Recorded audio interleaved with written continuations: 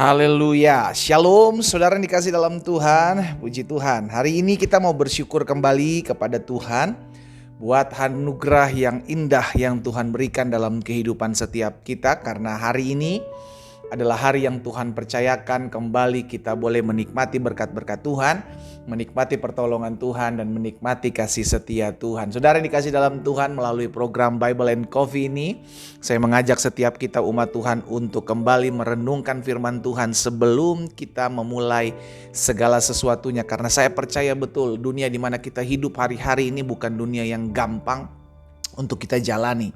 Bukan dunia yang mudah untuk kita hadapi. Kita perlu dituntun, kita perlu diarahkan. Kita mau untuk memberi hidup kita, Tuhan ini hidup aku. Arahkan aku sesuai dengan ketetapan Tuhan. Iya kan? Sehingga kita percaya Alkitab firman Tuhan yang akan menggenapinya. Bahwa selama engkau tidak menyimpang ke kanan dan ke kiri, apapun yang kau kerjakan dibuat tangan Tuhan berhasil.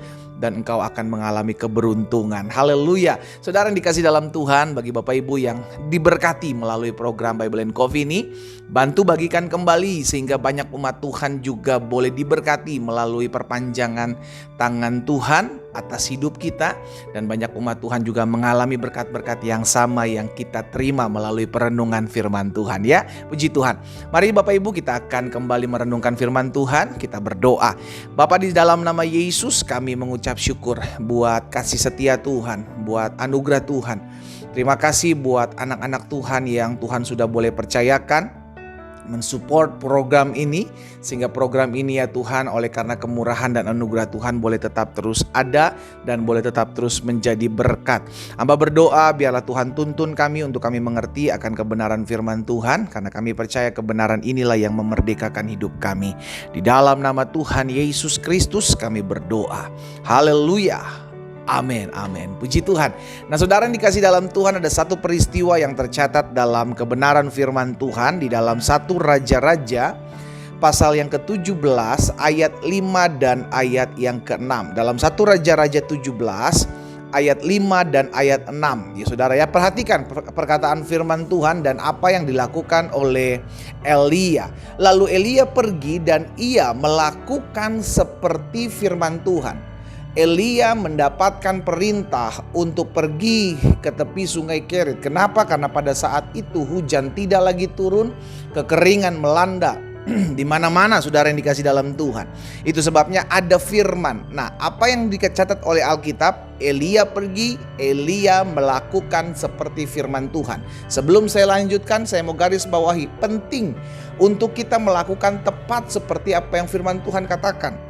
Hal yang sama yang dilakukan Tuhan untuk mengingatkan kepada Yosua ketika menggantikan kepemimpinan Musa. Yosua, perkatakanlah firman itu, Taurat itu, dan renungkanlah itu siang dan malam, supaya apa yang kau lakukan dibuat tangan Tuhan berhasil, dan kemanapun kau pergi ada keberuntungan. Jadi ketika kita belajar untuk melakukan firman Tuhan, itu ada kuasa. Sama-sama bilang sama saya, ketaatan menghasilkan berkat. Amin. Ini yang terjadi dalam kehidupan Elia, saudara dikasih dalam Tuhan. Kita lanjutkan. Lalu ia pergi dan ia melakukan seperti firman Tuhan. Ia pergi dan diam di tepi sungai Kerit di sebelah timur sungai Yordan. Pada waktu pagi dan petang, burung-burung gagak membawa roti dan daging kepadanya, dan ia minum dari sungai itu. Saudara yang dikasih dalam Tuhan, ini perintah Tuhan kepada Elia. Untuk apa? Untuk melakukan kebenaran firman Tuhan. Pergi ke tepi sungai Kerit, aku sudah memerintahkan burung-burung gagak untuk memberikan engkau makan. Seandainya Elia tidak mau melakukan, bisa saja dengan akal pikirannya, nggak mungkin burung-burung gagak bisa suruh Tuhan. Nggak mungkin sungai Kerit itu tidak habis, orang sekarang masa kekeringan. Bisa saja dengan pikiran. Karena kenapa saya katakan demikian? Karena seringkali kita mulai mempertimbangkan perkataan firman Tuhan. Aduh, kalau saya melakukan ini, apa benar bisa terjadi? Aduh, kalau kita mulai hitung-hitungan, saudara yang dikasih dalam Tuhan, dengan perintah Tuhan. Ini yang seringkali kita alami ketika kita mulai hitung-hitungan dengan perintah firman Tuhan, kita nggak belajar taat sepenuhnya, maka sesuatu nggak jadi dalam hidup kita. Yang Tuhan rencananya di balik ketaatan ada berkat-berkat Tuhan, jadi kita tidak mengalaminya. Nah, Elia mengalami bagaimana Tuhan memelihara di masa-masa sukar.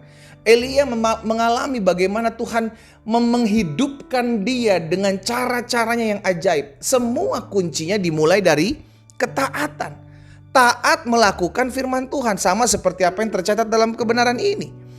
Ia melakukan seperti firman Tuhan. Saudara, ada kisah juga di mana Yosua diperintahkan Tuhan ya untuk mengelilingi tembok Yeriko, sesuatu yang ya agak sedikit unik gitu ya. Sehari sekali diputar sampai 6 hari. Di hari yang ke-7 kali. Saudara, yang dikasih dalam Tuhan, tembok rubuh. Bisa saja kalau akal-akalannya si Yosua, ya kenapa nggak 1 kali aja begitu kan? 7 tambah 6, 13 kali putar, kita sikat 1 kali. Bukan cuma sekedar capek sudah dikasih dalam Tuhan, tapi kita nggak belajar taat melakukan firman Tuhan. Petrus pun demikian, ketika diperintahkan Yesus. Petrus seorang nelayan, yang memerintahkan adalah Yesus, seorang tukang kayu gitu kan. Tukang kayu suruh nelayan, tukang kayu ngajarin nelayan, tebarkan jalamu sebelah kanan perahu. Petrus kalau misalnya dia udah sepanjang hari coba, sepanjang malam melakukan, tidak dapat apa-apa.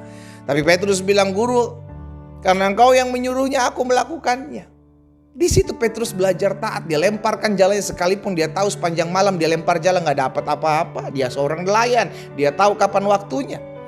Tetapi ketika Yesus memerintahkan Petrus, maka dia belajar taat, dia lakukan, dan itu yang terjadi. Ada banyak ikan dia dapati, saudara dikasih dalam Tuhan.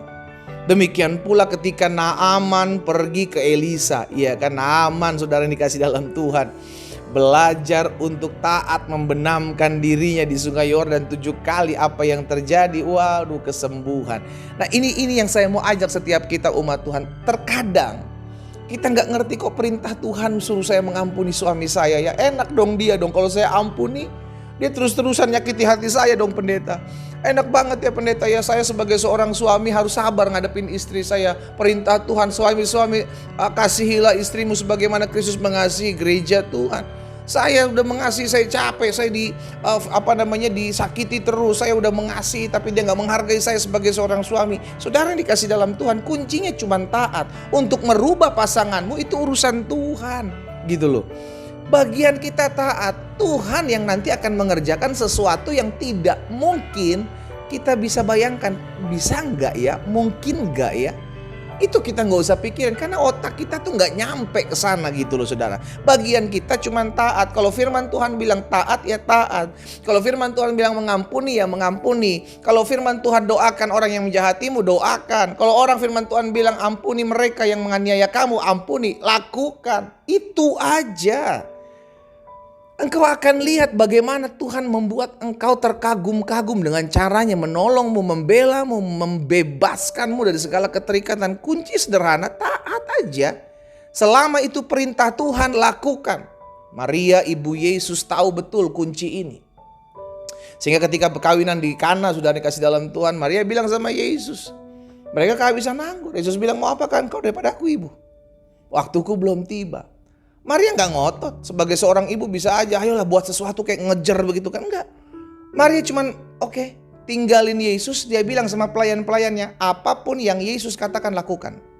Bayangkan, pesan itu kuat saudara. Kenapa? Karena Maria tahu apapun yang diperintahkan Yesus pasti menghasilkan berkat. Benar aja, gak lama setelah itu Yesus bilang sama pelayan-pelayan, ambil wadah itu, ambil air, cedok air, bawa ke pemimpin pesta. Berubah menjadi anggur.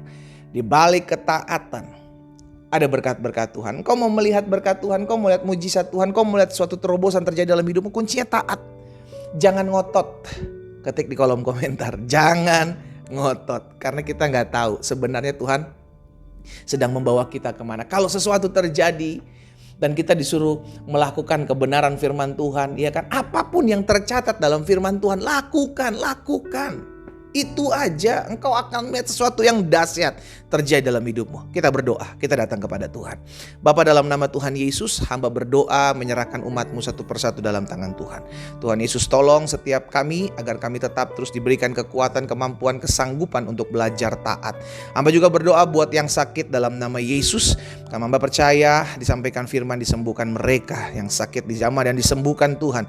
Dan oleh bilur-bilurmu mereka jadi sembuh. Hamba lepaskan berkat kuasa, urapan Tuhan turun mengalir atas umatmu. Dalam nama Yesus Kristus Tuhan, hamba berdoa. Haleluya. Amin. Kita nikmati kopi kita saudara. Haleluya. Belajar taat apapun perintahnya, lakukan. Tuhan akan buat sesuatu yang dahsyat dalam hidupmu. Tuhan Yesus memberkati kita.